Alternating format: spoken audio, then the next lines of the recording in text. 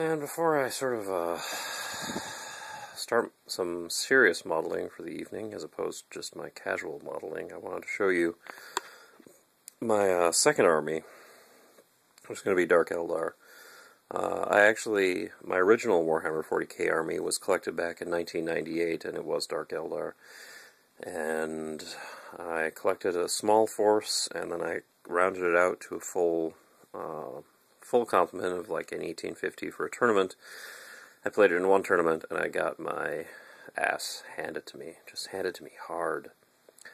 So, what I have here are the beginnings of an Eldar force that I've had the benefit of getting the codex first, as opposed to buying and then making it fit the codex.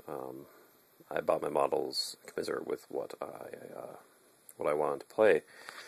So, I'll start over here, which is 20 Dark Eldar warriors, I think, from the Space Marine set, which is a gift from Andrew Baker, whose land speeder I recently repaired.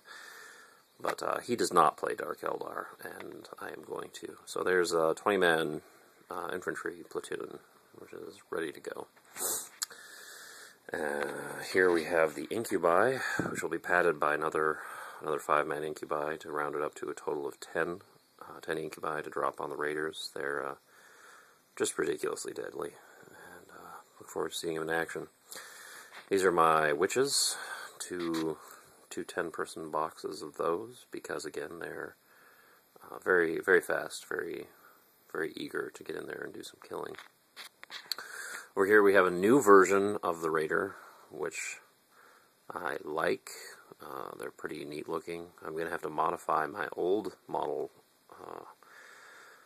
Raiders to get them to do the fun things that the new ones do with the ether sails and what have you.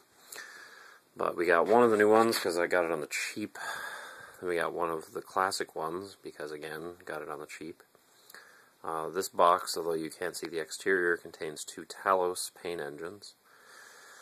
And then I have 2 Battle Force boxes, which will be 2 20-man infantry squads, 2 Raiders, and 10 jet bikes. The jet bikes are really what I wanted out of the box sets. Reaver jet bikes have always been sort of had a special place in my heart, and now they're just even cooler, and having a full squad of 10 of them allows you to do things like take 3 caltrop bombs, cluster caltrops, which do a d6 strength 6 attacks. So you could be doing 3 die 6 attacks, which could just wipe out any number of things in the universe. And we have some unconventional things over here, which we're going to be turning into Dark Eldar. Something that they don't have a model for is the Kronos Parasite engine, which will be the 3rd compatriot to my 2 Taloses. And to that end, I've got a bunch of these Crawdad Claws, which again were donated by Andrew Baker. And we're going to be affixing these onto, I'm not sure, I might have to get myself a Carnifex body to load it all on. Otherwise, I'm just going to see what sort of spare parts are lying around that we can affix these to. I just like the idea of taking it to a tournament and being able to say that it's, oh yeah, it's 50% Citadel, and it's 50% bio-organic. Sort of creepy, and in keeping with the Dark Eldar theme. Then over here, we have that's Java's sail barge.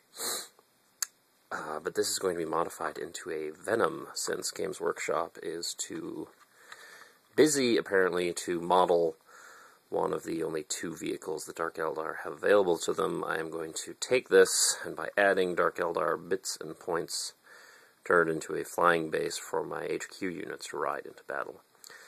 Things that are still in order, I have Archon and Drakon, which I'm going to be running as Archon Q, and the Drakon will be modeled as Lady Malice, again because there's no actual model for it, but she will be handy.